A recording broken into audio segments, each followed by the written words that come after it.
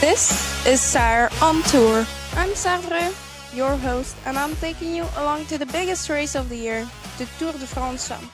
Feel the atmosphere from your sofa, hear real voices from the roadside, and get the latest takes from our own She Rides analysts. The race is on right now, and you're coming with...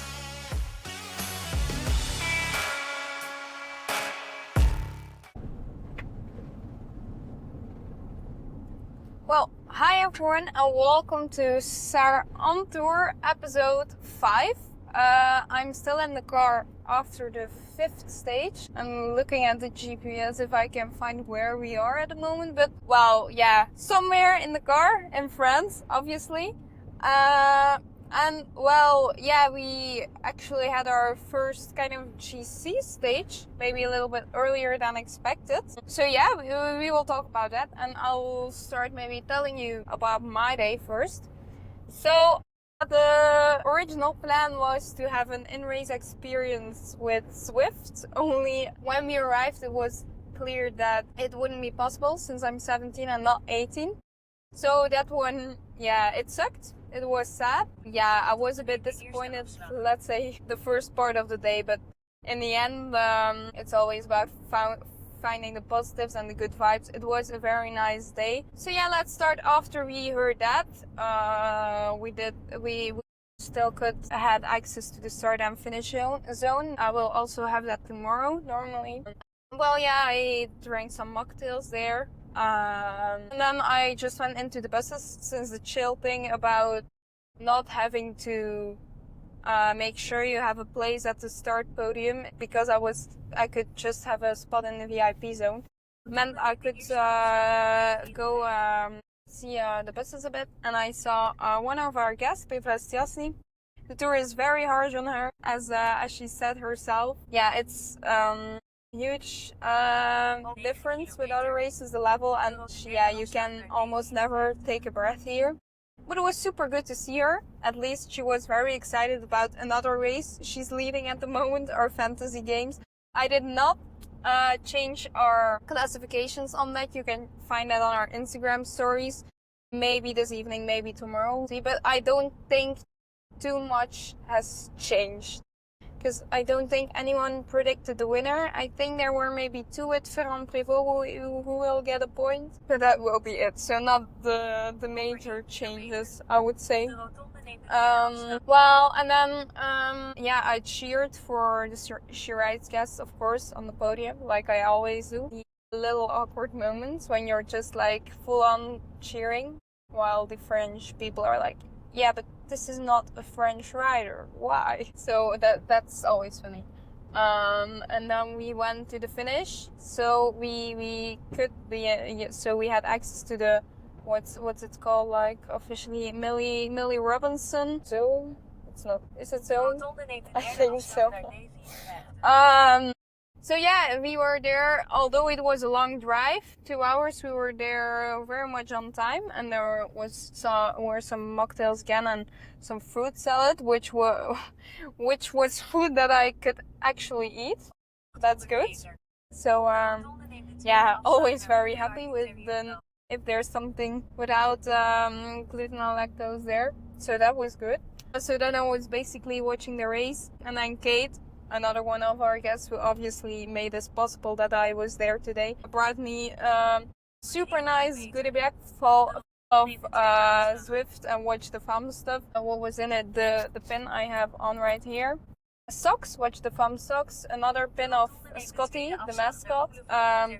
Like just like the little feedback you see from teams, but from Zwift. A super cool shirt. Of course, a cap. Stickers, and then like this pro cycling trump card game. So super nice, a lot of nice stuff. If you want to see a picture, it's on my stories, both as in my stage 3 to 5 recap post on my Instagram. Yeah, I know what. Yeah, so then the race arrived, and yeah, and then I cheered further. Then I also, of course, cheered very loud for Lotte, who gave me a little wave in the end, which was very nice. Yeah, I'm just very happy to be here, to be able to still support her here. It's good to see her in the race. And I think at least mentally she's already on a better place than she was in the opening weekend, because that was, yeah, I think that was very heartbreaking to me, at least. So that was good. And then, yeah, is it still recording? Okay. And then about the racing, so it was a very hard start, a lot of attacks, sadly a lot of crashes as well, because we had a lot of DNFs today, even more than I expected to see actually. Confalonieri, Alerud, Carlijn Swinkels, Monica Trinka Colonel, Elisa Balsamo, Kristen Faulkner, Eugenia Bujak, Marjolein van 't Geloof, and a DNS for Skalniak Soika. Well, Faulkner already crashed in the neutralized zone. It sucks so bad seeing her this tour. Ill in the preparations. Basically every day she crashed, so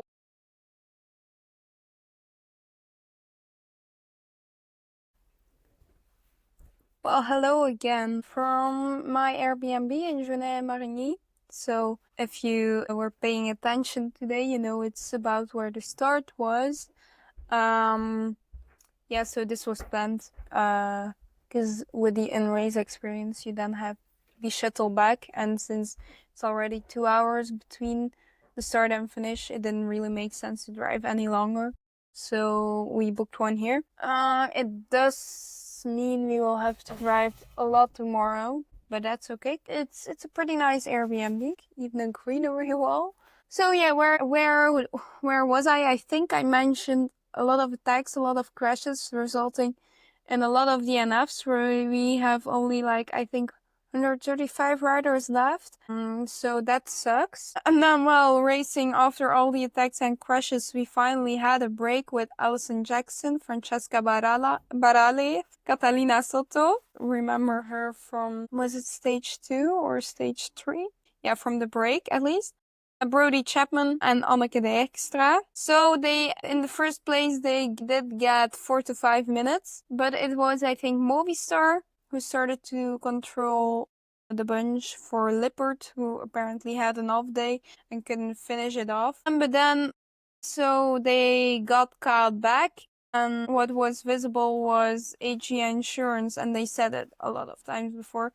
They were really focused on trying to take the yellow again with Lecour. So very aggressive racing. We saw a lot of attacks there happening. And I think at one point, before I think like the final climb, we had in the main group, we had 3 riders in there with Margot van Pachtbeke, Sarah Gigante, and Barbara Malcotti, where the 3 of them were still there, I think.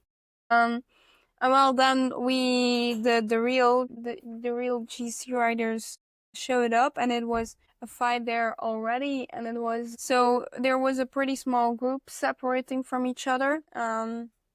And at the point actually where they dropped Marianne Vos, Sarah also came back there, and then it was her job to make the tempo, and she did that very well. Then she lost in the descent a bit contact with the group, but no one was really keen on riding. We saw some frustration from Vollering, who didn't ride herself. So yeah, I don't know what that was about exactly. So yeah, then Sarah came back and she just went for it full gas.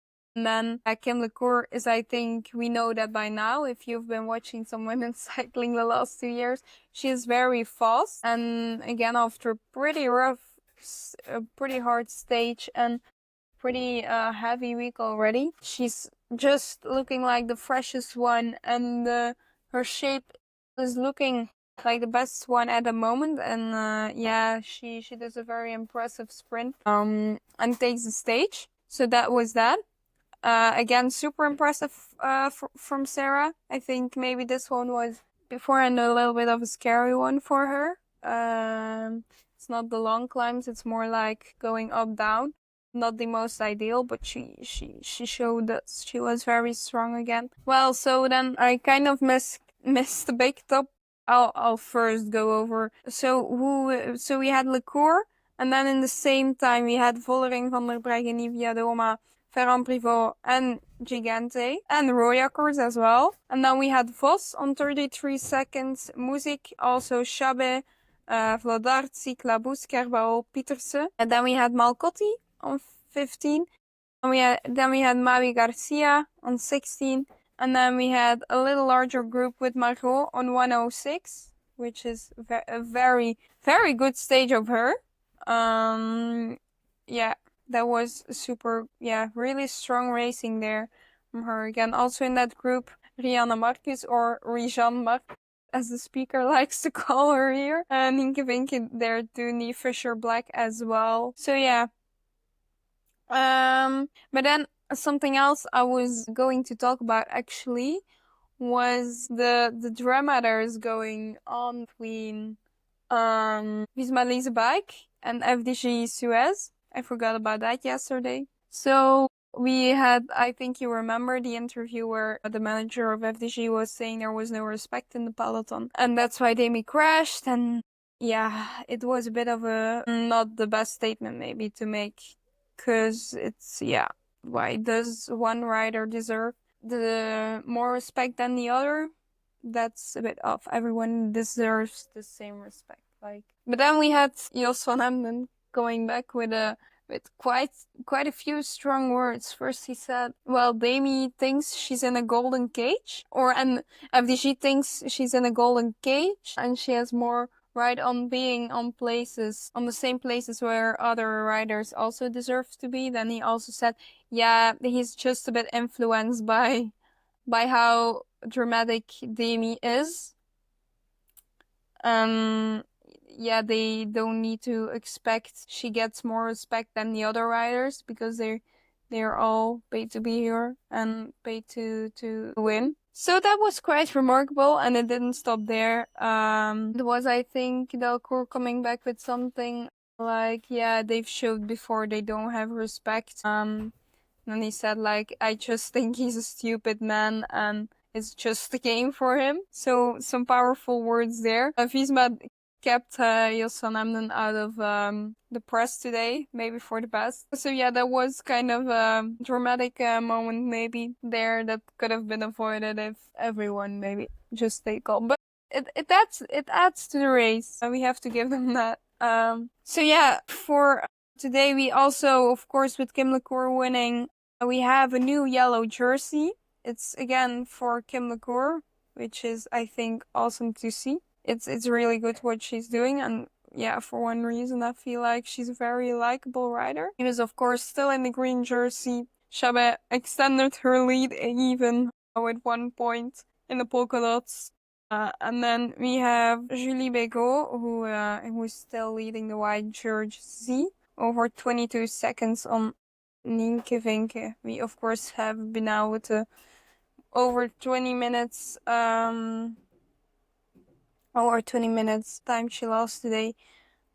She's not in the fight for that one anymore. Well, and then we have Brody Chapman, who's our most combative rider on the day of today. And yeah, tomorrow it's gonna be a GC fight. We have 5 climbs. One of them, Col du Chancer.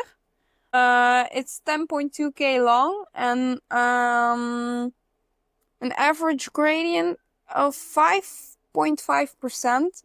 And the top is around 30k to go. So it will be a very heavy stage. I was also at the starters in Clermont-Ferrand, and I was really thinking, like, this feels such an iconic tour city to me for one reason. I was thinking, yeah, okay, the tour has started there, and it passes there quite a few times already, but then I just realized Lotte Kopecky won her first stage there, and I was like, okay, this makes sense, I guess.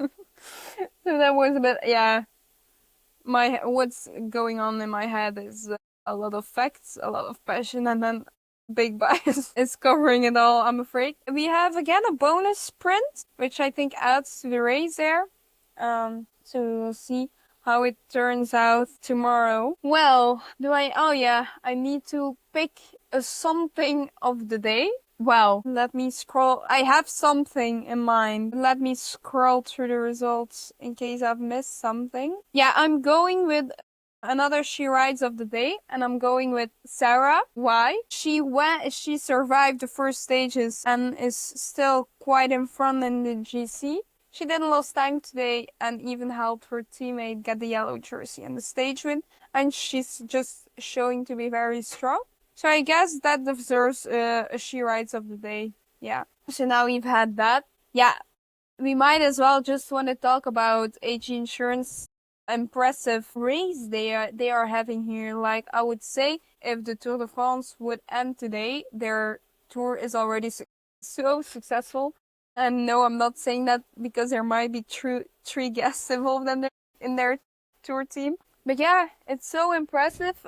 They definitely don't have the biggest budget from all the teams out here, but they already wore the yellow jersey for a day. They have a stage win. They are into the yellow jersey again. And yeah, basically their terrain still has to come. Like, I'm very excited to see how the mountain stages will go. The combo Le Cour, Gigante, some support of Gekira as well, I think, Van der Velde in the beginnings. So that's definitely something to keep an eye on. Yeah, looking forward to tomorrow. Will be again an exciting stage. We've almost only saw exciting stages this week, which is super good.